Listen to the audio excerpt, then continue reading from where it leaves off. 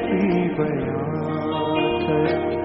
तेरे प्यार ना मैं जेड़ा सूली ते मर के वफा देता कोई मर के कभी। आपको मालूम है आपके घर में एक ही कमरा है, आपके पास प्रार्थना करने के लिए अलग कमरा नहीं। क्या ये आपका प्रार्थना का विषय है या नहीं? अगर ये प्रार्थना का विषय नहीं है तो आप बेटर प्लेटफॉर्म पे खड़े हो पर आगे कुछ नहीं कर रहे हैं। आपको अपनी लाइफ को एनालाइज करना है, इसको जांचना और परखना है कि किस हिस्से को मैंने छोड़ना है और किस हिस्से को पकड़ना है ताकि मैं आगे बढ़ सकूं अपनी लाइफ में। और वो प्रार्थना का पॉइंट आपकी लाइफ में आपकी बाइबल के पीछे लिखा होना चाहिए और उसके साथ कौन सा वचन है वो भी आपकी बाइबल के पीछे लिखा होना चाहिए। भजन संहिता में लिखा हुआ है, तुझे दीर्घ आयु से तृप्त करूंगा और अपने किए हुए उद्धार को दिखाऊंगा। मैं तुझे क्या करूंगा? लंबी उम्र दूंगा और अपना उद्धार दिखाऊंगा। अपना उद्धार दिखाने का मतलब तेरी फैमिली सेव्ड होगी, तेरी फैमिली हील्ड होगी, तेरा बिजनेस ब्लेस होगा। हां, वो लोग बैप्टाइज्ड होंगे, होली स्पिरिट से भरे हुए होंगे, तेरे दुश्मन तुझसे हारे हुए होंगे, चारों दिशाओं में तू फलवंत होगा।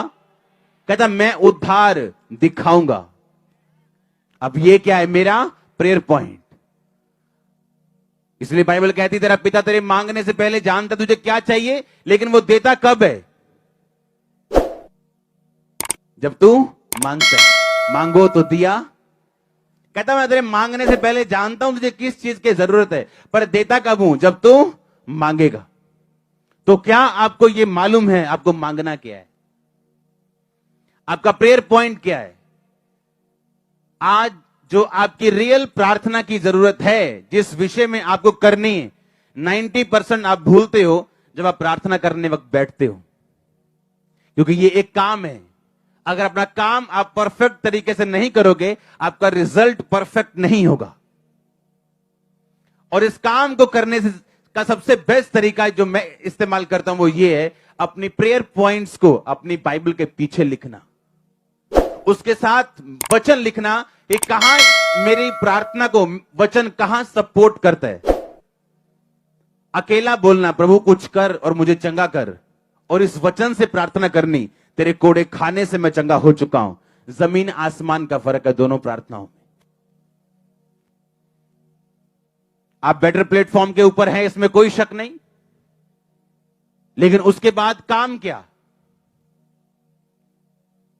काम ये आपने अपने प्रेयर पॉइंट्स को ढूंढना है।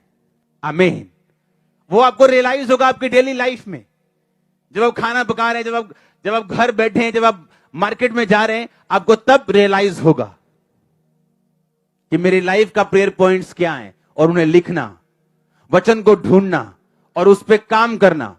जो आप वचन के साथ, जो आपके बाइबल के पीछे प्रेयर पॉइंट्स लिखे होंगे, आप इमेजिन नहीं कर सकते 1 साल बाद आपको वो पॉइंट्स मिटाने पड़ेंगे, क्योंकि उनमें से बहुत से पूरे हो चुके होंगे। क्योंकि ये आप वर्कआउट कर रहे हो। आप एक ऐसी पब्लिक की तरह नहीं हो कि जो सिर्फ ऊपर देख रही है और परमेश्वर कह रहा है कि मैंने सारे अधिकार कलीसिया को दिए। एक बंदा परमेश्वर से बात कर रहा है, खुदा का दास, और शैतान आके बीच में शोर मचा रहा है, उसको बात सुननी बंद हुई और वो अंदर से गुस्सा कर रहा है कि खुदावन तू इसे दूर क्यों नहीं करता। और जब कुछ नहीं हुआ, खुदावन ने कुछ नहीं किया, तो अंदर से गुस्सा होकर शैतान को बोलता है, ए शैतान भाग जा यहां से, और वो चला गया।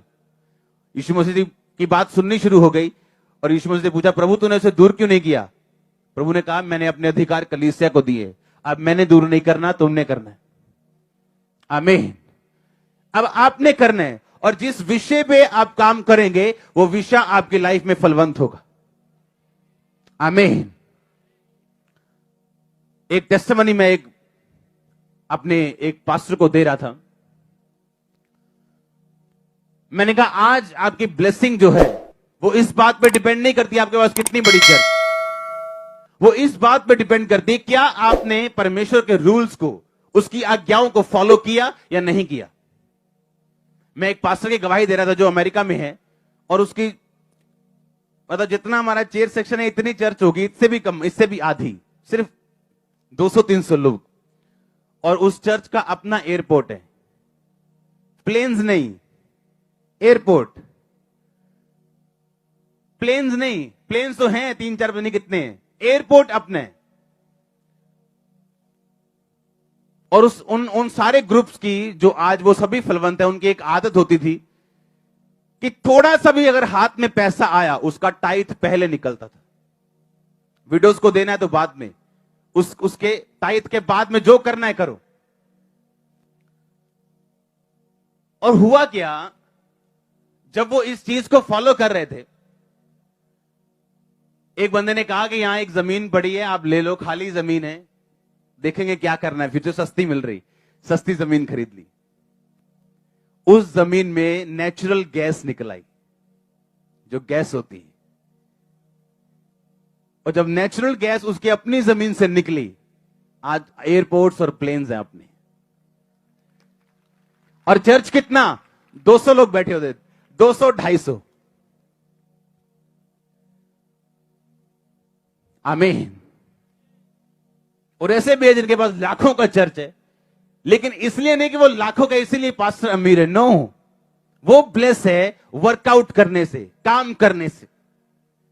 आप एक बेटर प्लेटफॉर्म के ऊपर हो, लेकिन उसके आगे क्या, अगर आप काम नहीं करोगे, अगर आपको प्रेयर पॉइंट्स नहीं पता अपनी लाइफ के, कि आपकी लाइफ के प्रेयर पॉइंट्स है क्या, आपने प्रार्थना किन विषयों के ऊपर करनी और कैसे अपनी लाइफ को मैनेज करना है, कि जो रिजल्ट आप चाहते हो और दूसरा जहां परमेश्वर आपको लेके जाना चाहता है, आप इन दोनों को हासिल कर सके।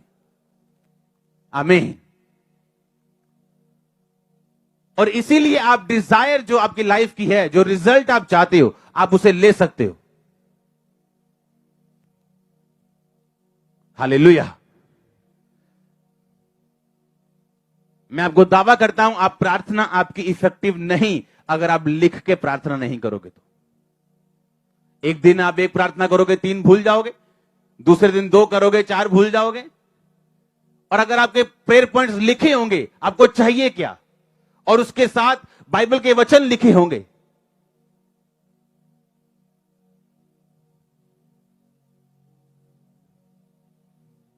यशाया में लिखा, वो थके हुओं को बल देता है और शक्तिहीन को बहुत सामर्थ्य देता है।